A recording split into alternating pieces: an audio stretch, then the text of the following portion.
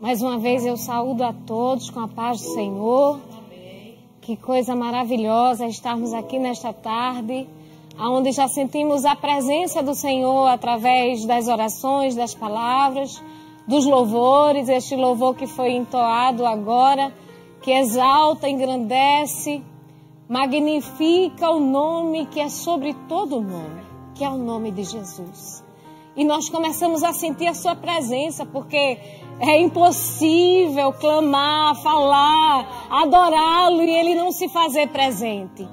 E estamos gratos ao Senhor por este privilégio, por esta oportunidade rica que o Senhor nos concede de estarmos aqui nesta tarde. E você também tem este privilégio de estar acompanhando esta programação, este culto no teu lar nesta tarde. Quero agradecer a nosso pastor, presidente, nosso pastor Ailton, a nossa querida irmã Judite, pela confiança da escala. Também louvo ao Senhor, não é, pelos irmãos e irmãs que aqui estão, que estamos juntos adorando e exaltando ao nome do Senhor. Aproveito a oportunidade para enviar saudações a todos os irmãos ali na área 45, desde o ministério que coopera com o nosso pastor, aos irmãos do PROAT, aos jovens, aos adolescentes, às irmãs dos círculos de oração adulta e infantil. Sintam-se abraçadas, recebam, não é, a saudação, a nossa saudação em nome da nossa irmã Judite. Amém? Queridos, gostaria que você abrisse a sua Bíblia. Se você puder ficar de pé, você fica. Se você não puder, não tem problema. Mas vamos meditar um pouco na palavra do Senhor, que está contida no livro de Atos dos Apóstolos, capítulo 4, versículos 24 ao 31. Atos dos Apóstolos, capítulo 4, versículos 24 ao 31, que nos diz assim a palavra do Senhor. E, ouvindo eles isto, unânimes levantaram a voz a Deus e disseram: Senhor, Tu és o que fizeste o céu e a terra e o mar e tudo que há neles. Que disseste pela boca de Davi, teu servo, porque bramaram as gentes e os povos pensaram coisas vãs. Levantaram-se os reis da terra e os príncipes se ajuntaram a uma contra o Senhor e contra o seu ungido. Porque verdadeiramente contra o teu santo filho Jesus, que tu ungiste, se ajuntaram não só Herodes, mas Pôncio Pilatos, com os gentios e os povos de Israel, para fazerem tudo que a tua mão e o teu conselho tinham anteriormente determinado que se havia de fazer. Agora, pois, ó Senhor, olha para as suas ameaças e concede aos teus servos que falem com toda a ousadia a tua palavra, enquanto estendes a mão para curar, e para que se façam sinais e prodígios pelo nome do teu santo Filho Jesus. E, tendo eles orado, moveu-se o lugar em que estavam reunidos, e todos foram cheios do Espírito Santo, e anunciavam com ousadia a palavra de Deus. Amém? Podem sentar, queridos, queridas. Irmãos, estamos diante de uma passagem, de uma oração feita pela Igreja do Senhor Jesus nos seus primeiros anos, nos seus primeiros dias, podemos dizer assim. E nós sabemos o quanto a oração é importante. Interessante é que a irmã Solange abriu o trabalho, começou o trabalho falando da importância da oração e da fé, não é? E nós sabemos que ela é importante. E não somente isto, ela é essencial na vida do cristão. Orar é falar com o Senhor, de forma que nós podemos falar com Ele naquele momento reservado, não é? Podemos falar com Ele de joelhos, mas podemos falar com Ele aonde estivermos. Podemos falar com Ele sentados, caminhando, trabalhando. Podemos falar com o Senhor sem cessar. Foi isso que o apóstolo Paulo nos advertiu: orai sem cessar. Porque é muito bom falar com o Senhor. Falar com o Senhor é a certeza de que Ele está ouvindo e de que Ele vai responder. Esse texto que nós lemos é a prova disso, não é? É uma das provas bíblicas da resposta à oração, não é? Temos muitas passagens. A Bíblia está repleta de passagens que exaltam, que falam da importância da oração na vida do crente, do servo do Senhor. Tanto que Jeremias, capítulo 33 e versículo 3, já dizia, usado pelo Senhor: clama a mim e responder-te-ei e anunciar-te-ei coisas grandes. Não somente grandes, mas firmes, e que tu não sabes. Aleluia. Mas, irmãos, para que nós entendamos o contexto que levou a igreja do Senhor, naquele momento, a fazer esta oração, nós precisamos voltar um pouquinho o livro, né, os capítulos, e vamos voltar um pouquinho ao capítulo 3 do livro de Atos dos Apóstolos. Se você tiver de posse da sua Bíblia, acompanha conosco essa rápida reflexão. O texto fala da cura de um coxo. A Bíblia diz que Pedro e João, eles subiam junto ao templo à hora da oração, a nona, por volta de 3 horas da tarde. Era a hora que costumeiramente eles se reuniam ao templo para orar ao Senhor. E nós entendemos que os discípulos faziam isso de forma rotineira, de forma costumeira. E a Bíblia nos diz também que aquela hora, aquele momento era trazido, alguém trazia um coxo, um homem, que a Bíblia vem nos dizer mais adiante que há 40 anos, ele já era um homem de mais de 40 anos e que desde o ventre de sua mãe ele tinha nascido com uma necessidade especial.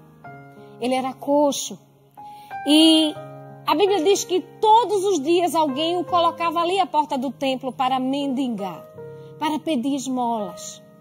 E como de costume, ele vendo a Pedro e a João, que ia entrando ao templo, ele pediu que lhe desse a esmola. E o texto bíblico vem nos dizer que imediatamente Pedro, com João, fitando os olhos nele, disse: olha para nós. Nós não temos prata, nós não temos ouro, mas o que nós temos, isso nós te damos. Em nome de Jesus Cristo Nazareno, levanta-te e anda. A Bíblia diz que aqueles homens, usando este nome tão poderoso que é o nome de Jesus, curaram aquele coxo através do nome, da autoridade do nome de Jesus. 2 homens simples, sem recursos financeiros, porque eles mesmos disseram: nós não temos prata, nós não temos ouro, nós não temos nada. Mas o que nós temos, nós vamos te dar agora. E a Bíblia diz que aqueles homens não tinham nada, mas eles puderam mudar completamente a vida daquele homem a partir daquela palavra de autoridade. E a Bíblia nos diz que imediatamente ele toma o coxo pela mão, não é? O versículo 7 do capítulo 3, ele o toma pela mão direita e o levanta, e logo seus pés e tornozelos se firmaram. E a Bíblia nos diz que ele saiu correndo, saltando, pôs-se em pé, ele anda, entra com eles no templo, louvando e exaltando a Deus. A vida daquele homem mudou completamente. E quando eu estava meditando nessa palavra, eu pensava que há tantas necessidades ao nosso redor. E há tantos que esperam que através do poder de Deus que nós proferimos, que nós falamos, que nós pregamos, através desse poder eles possam receber algo diferente, algo novo, algo da parte de Deus. Perceba que há 40 anos aquele homem, aproximadamente, vivia numa situação deplorável, mas o Senhor, Jesus, mudou a história daquele homem naquela tarde. Aleluia! E A Bíblia nos diz, e ainda o que eu refletia, que há tantas necessidades e há tantos, quem sabe você hoje que nos acompanha, que assiste, que está atento a esta palavra, tenha uma necessidade tão grande e que esteja esperando que esta palavra que está saindo aqui faça um efeito tão grandioso na tua vida. E eu quero te dizer em nome de Jesus Cristo que ela tem poder para fazer. Aleluia. Assim como aqueles discípulos, Pedro e João, cheios de ousadia e de autoridade do Espírito Santo, puderam mudar a vida daquele homem. A palavra do Senhor que é falada nesta tarde pode mudar a tua vida também.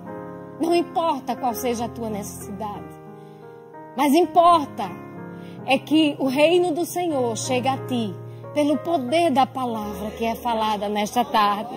Aleluia. A glória que o Senhor se manifesta. A glória que o Senhor manifesta. Através de um crente fiel. Através daqueles discípulos ali naquele lugar. É capaz de impactar vidas. Tanto é que a Bíblia diz que todo o povo viu andar e louvar a Deus. E conheciam-no. Porque todos os dias ele estava ali pedindo esmola. Que ele se assentava à Porta Formosa. E ficaram cheios de espanto, de pasmos, de assombro por aquilo que tinha acontecido. Foi notório, era irrefutável, todo mundo estava vendo. Não era uma brincadeira, não era uma invenção apostólica. Ninguém estava querendo inventar que Jesus tinha feito algo. Não. Estava ali comprovado o milagre. E a Bíblia nos diz que quando Pedro viu aquele espanto, a notoriedade que aquele milagre teve, a Bíblia diz que Pedro aproveitou a oportunidade. E ele começou a pregar. Aleluia. Veja que Pedro, ele aproveita aquela oportunidade. Aproveita a atenção dos ouvintes. E ele começa a lhes anunciar Jesus Cristo, o Filho do Deus vivo. Ele não começa a anunciar nada muito mirabolante. Não. Ele fala de Jesus, daquele que havia andado por ali, que havia ensinado, que os profetas haviam falado dele. Ele enfatiza que a honra e a glória era de Deus. O nome de Jesus era responsável por aquele milagre. Aleluia. Veja que Pedro começa a falar e ele diz assim no versículo 12: por que vocês estão tão espantados olhando para nós? Como se nós tivéssemos feito alguma coisa por nós mesmos. Pedro sabia que não era eles. Pedro reconhecia, Pedro e João, eles reconheciam que não vinha deles. Era de Jesus. A glória não era para eles. Nada de si eles tinham. É tanto que ele disse: nós não temos nada, nós não temos ouro, nós não temos prata, mas nós temos um nome que é sobre todo nome. Aleluia. E a Bíblia nos diz, vem nos dizer, que ele diz que não mereciam nem espanto, nem glória, nem honra por aquele milagre. E aí Pedro começa a falar das profecias a respeito de Jesus, desde Abraão até Moisés. Se você acompanhar a partir do versículo 13 do capítulo 3, você vai ver que ele começa a falar do Deus de Abraão, do Deus de Isaac, do Deus de Jacó, o Deus muito conhecido dos israelitas, daqueles que frequentavam o templo. Aleluia. E ele começa a falar. Romanos capítulo 11, versículo 3. Paulo vem nos dizer: porque dele, e por ele, e para ele são todas as coisas. Então glória, pois, a ele, eternamente. Amém. Aleluia. E sabe o que eu refletia, irmãos? Quando eu via Pedro aproveitar aquela oportunidade que Deus lhe entregara nas suas mãos. Sim, porque não é por acaso que ele chega naquele templo. Era costumeiro sim, mas não por acaso. Que exatamente aquele momento lhe se trazia um coxo. E que a sua vida foi completamente transformada. Não. Deus cria oportunidades. E quando eu pensava no aproveitamento desta oportunidade, que Pedro agarrou, não é? Pedro e João, os dois agarraram esta oportunidade para anunciar o máximo de pessoas possível a Jesus. Eu pensava, quais são as oportunidades que Deus tem nos dado? Aonde foi que Deus nos fez chegar? Aonde Deus te fez chegar? O que é que você tem feito com as oportunidades que Ele tem te entregue? Aonde Ele te permitiu chegar e alcançar? Os espaços que Ele reservou para ti. Os lugares que Ele te permitiu subir. Os concursos que Ele te permitiu passar. O que é que tu estás fazendo aí? Não foi por acaso. Foi para que o nome dEle fosse proclamado e glorificado na tua vida. Quais são as experiências que você tem?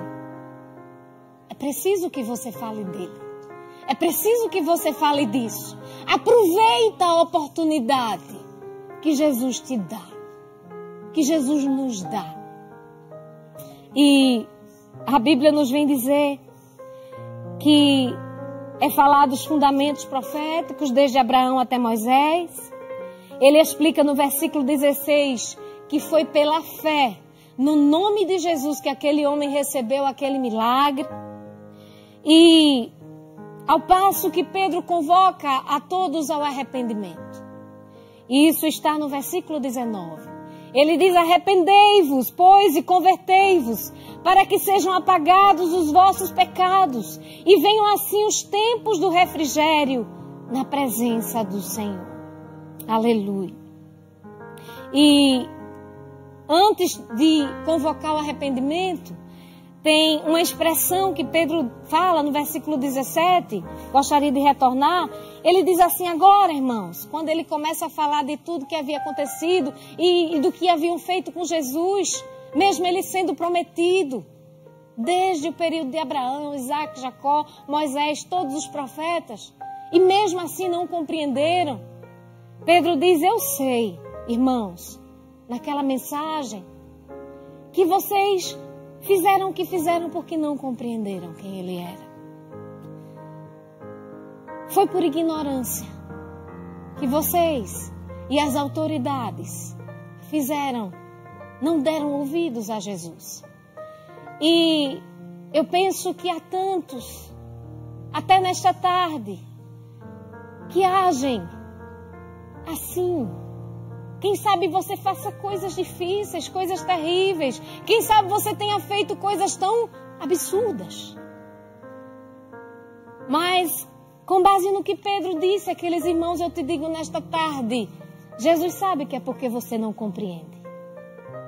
Porque se você compreendesse quem é Jesus e o que Ele quer para você, você não faria o que você faz. Aleluia. E a maioria das pessoas agem por ignorância. E é por isso que Jesus entende. É claro que isso não livra da culpa e do pecado. Só quem livra é o arrependimento e a confissão no nome de Jesus. Mas ainda que os teus pecados sejam negros, a Bíblia nos diz que o Senhor Jesus, com o seu sangue, é capaz de torná-los alvos tão brancos como a pura lã. Aleluia. E eu anotei aqui que para aqueles que agem erradamente, se conhecesse o Senhor Jesus, eu me lembrava do que Jesus disse à mulher samaritana naquele poço: ó mulher, se tu conheceras o dom de Deus, e quem é que te pede água? Aleluia. Se tu soubesse quem eu sou, você não falaria assim. Você não faria isso. Aleluia. Se você soubesse quem é Jesus. Você se renderia aos seus pés nesta tarde. Aleluia. Você diria: Jesus, me socorre. Eu preciso da tua misericórdia. E Ele é misericordioso para te restaurar. Ele é misericordioso para te renovar. Ele é misericordioso para te perdoar os pecados. Ele é misericordioso para transformar a tua vida. Aleluia. Ele é misericordioso para te renovar o espírito nesta tarde.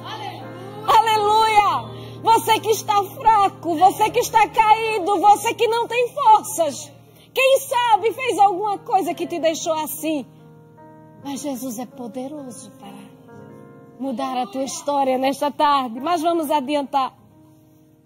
E quando Pedro diz: arrependei-vos, porque é chegado, não é? Arrependei-vos e convertei-vos, melhor dizendo.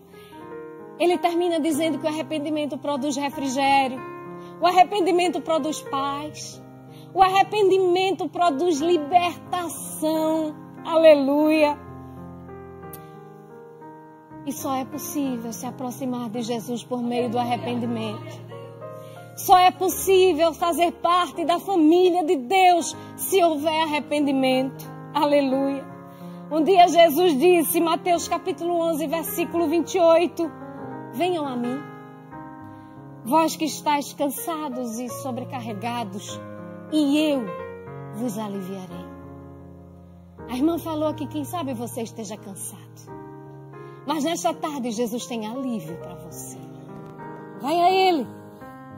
E partindo já para seguir o raciocínio do que estava acontecendo, a cura desse mendigo no capítulo 4 de Atos vai nos dizer que repercutiu negativamente entre as autoridades romanas, entre as autoridades religiosas, de forma que eles levaram Pedro e João à prisão por causa daquele alvoroço, daquela pregação. Afinal de contas, naquele momento, cerca de 5.000 pessoas se converteram. Bem mais do que as 3.000 primeiras após a ascensão de Jesus. E essa mensagem poderosa levou muita gente ao arrependimento. Isso causou um reboliço. E no capítulo 4, dos versículos 7 ao 12, diante do questionamento sobre o fato, perguntaram a Pedro e a João com que autoridade, ou com que poder, ou em nome de quem fizestes isso? E Pedro responde, em nome de Jesus Cristo, o Nazareno. Aleluia! Pedro diz, a fonte do poder é Jesus. Aleluia! Ele é o grande. O nome dele. Aleluia! Ele anuncia não só aquilo. Aí Pedro continua anunciando a morte e a ressurreição de Jesus, que ainda assim era uma ferida nos religiosos. Era a ressurreição de Jesus. Para eles era uma heresia que estava sendo pregada. A ressurreição de Jesus. E o projeto de Deus para toda a humanidade. Pedro começa a dizer que tudo aquilo aconteceu, mas que já estava predito, já estava profetizado. Mas vamos correr.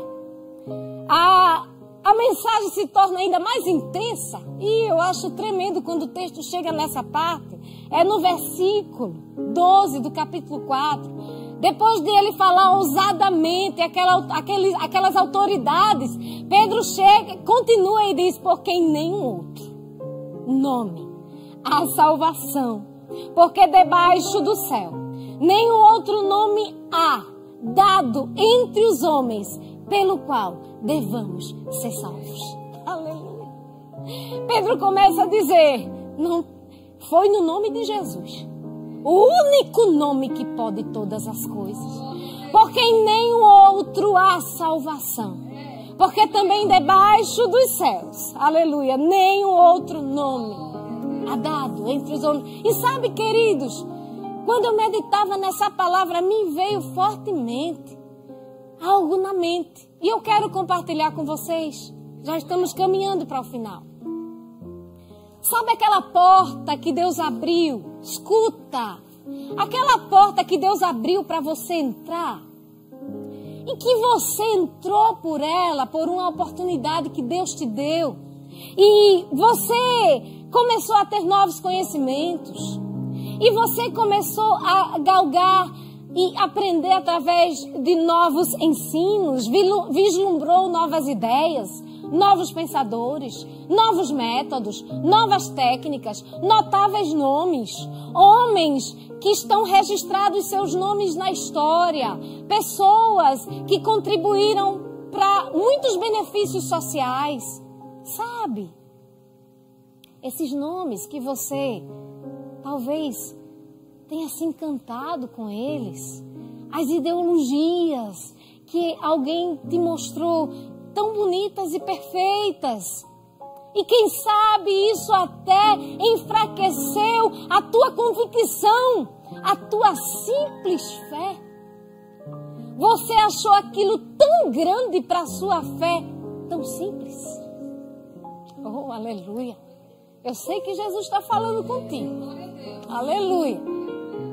Quem sabe que o que te fez enfraquecer e desanimar foi ter se vislumbrado e se perdido no meio de muitas explicações, orientações. Quem sabe? E eu queria te dizer uma coisa. Não se engane. Por mais notável o trabalho que alguém tenha feito, que tenha deixado seu nome registrado na história, nos anais da história, nas literaturas, por mais notável que este nome seja, por mais forte que sejam as doutrinas ensinadas, ainda assim, este nome está e sempre estará subjugado ao poderoso nome de Jesus. Muitos deles foram sepultados e nunca conseguiram sair do sepulcro. Mas o meu e o teu Jesus, tão simples, mas é tão poderoso nos céus e na terra. Aleluia! Paulo escrevendo aos Filipenses, capítulo 2, versículo 9 e 10, ele diz: pelo que também Deus o exaltou soberanamente e lhe deu um nome que é sobre todo nome. Aleluia! Sobre, acima de todos os nomes, para que ao nome de Jesus se prostre, se dobre todos os joelhos dos que estão nos céus, os anjos, na terra, os homens e debaixo da terra, os demônios. Todos se dobram ao nome de Jesus. Aleluia! E quando as autoridades viram essa ousadia, esse ímpeto com o qual aqueles homens estavam falando, cheios, eles reconheceram que eles haviam estado com Jesus. Não era possível estar falando com tanta ousadia sem ter estado com Ele. Eles perceberam que havia algo neles que os distinguiam das demais pessoas. Havia uma marca. Quem anda com Jesus fala diferente. Quem anda com Jesus anda diferente. Quem anda com Jesus pensa diferente. Quem anda com Jesus age diferente. Quem anda de Jesus quem anda com Jesus é conhecido por onde for. Aleluia. Se eu falar. E a Bíblia vem nos dizer que quando eles viram esse milagre acontecer e que não puderam refutar a pregação nem o milagre, porque era irrefutável, o homem era conhecido, o homem estava de pé, não só andando, mas saltando. Não puderam refutar a mensagem, não puderam refutar o milagre, ameaçaram. Fizeram um conselho, né? Naquele conselho entre si, que já haviam feito para interrogá-los, mas entre si eles discutiam o que poderiam fazer contra eles, já que não podiam mantê-los presos, ameaçaram a não falarem mais sobre Jesus. E eles ousadamente responderam: julguem se é justo aos olhos de Deus deixarmos de falar, agradarmos a vocês, em vez de agradar a Deus. Porque nós não podemos deixar de falar de tudo que temos visto e ouvido. E é nesse contexto que eles soltam, e eles procuram a igreja, e é no texto que nós chegamos e nós já finalizamos. E é no texto da leitura que nós fizemos. Eles contam à igreja, a igreja apostólica, aos irmãos que estavam ali, tudo o que tinha acontecido. E a igreja imediatamente vai orar. Aleluia. E vai buscar. E vai contar a Jesus as ameaças. E vai contar a Jesus a história. Tu visse, mas nós queremos mais poder. Nós queremos mais ousadia. Nós queremos sinais e prodígios. Nós queremos cura, Senhor, enquanto se fale a Tua palavra. E a Bíblia diz que quando Deus ouviu aquela oração, aleluia. Quando Deus ouviu aquela oração, a Bíblia diz que a casa onde eles estavam se moveu. Aleluia.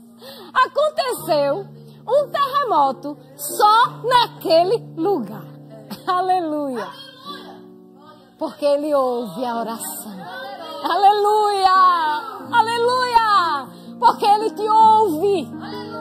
Porque ele está atento. E ele não só fez tremer aquele lugar. Ele move qualquer coisa que preciso for. Amém e amém.